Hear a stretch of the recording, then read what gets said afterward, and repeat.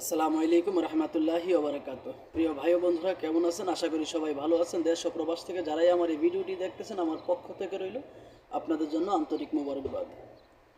গত কয়েকদিন যাবত আমি বেশ একটু ব্যস্ত ছিলাম, যার কারণে আসলে কোনো ভিডিও দেওয়া হয়নি। এভাবে রিলস ছোটো ছোটো ভিডিও আপলোড দিচ্ছি, সেটা আমার নিজের পিক দিয়ে বা আমি নিজেই করেছি। তো যাই হোক, আমি আসলে সময় পাই না বিধায় আসলে কোনো ভিডিও দিতে পারি না। অনেক মেয়েদের ভিডিও আমাকে অনেকজনে পাঠাইছে, আমি আসলে সময়ের কারণে কিছু করতে পারি না। তো যাই হোক, আশা করি আপনারা সবাই ভালো আছেন। আপনারা যেই দেশেই থাকেন না কেন, আমি চাই সবসময় আপনারা যেন ভালো থাকেন, সুস্থ থাকেন। আজকে কথা বলতে আসলাম একটা মেয়েকে নিয়ে, যার বয়সটা মনে হয় না যে আসলে বিয়ের উপযুক্ত হয়েছে। সেই মেয়েটা কত সুন্দরভাবে গুছিয়ে বলে সে একজন মনের মানুষ চায়। আপনাদের কাছে আমি একটাই অনুরোধ, এই সমস্ত ভিডিও কখনো দেখবেন না। আগে আপনারা ভিডিওটা দেখেন যে আসলে এই মেয়েটা কি বলে। আসসালামু আলাইকুম। আমি রেশমি। আমি গরিব ঘরের একটি মেয়ে। আমার বিয়ের বয়স হয়েছে। আমার আম্মু যৌতুকের কারণে আমাকে বিয়ে দিতে পারছে না।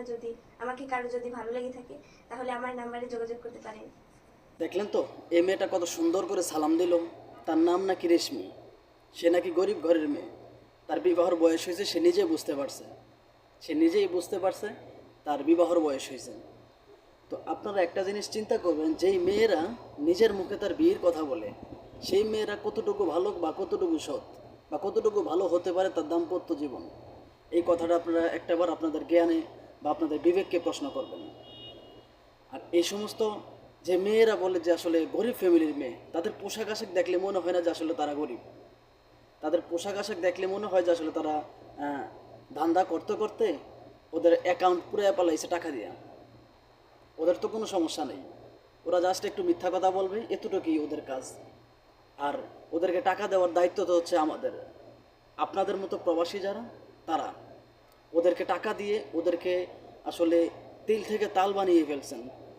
ওরা কখনোই আসলে চাকরি বাকরির দিকে মন দেয় না। আপনি খেয়াল করে দেখেন, অনেক মানুষ গার্মেন্টসে চাকরি করে, বিভিন্ন সংস্থা চাকরি করে, তিনবেলা খাওয়া দাওয়া করতে পারে না। মাস শেষে দেখা যায় ডাল ভাত ছাড়া তাদের কপালে কিছুই জুটে না। ভালো একটা পোশাক পরতে পারে না। এই সমস্ত মেয়ে এত সুন্দর সুন্দর পোশাক পায় কোথায়? এইসব টাকা হচ্ছে আপনাদের টাকা, আপনাদের মতো প্রবাসী, আপনাদের টাকা, আপনাদের পরিশ্রমের কষ্টের টাকা। গত পরশুদিন নয়, গতকালকে আমি একটা লোক আমাকে বলল যে আসলে ভাই, একটা মেয়ের ভিডিও আপনি তুলে ধরেন সবার সামনে।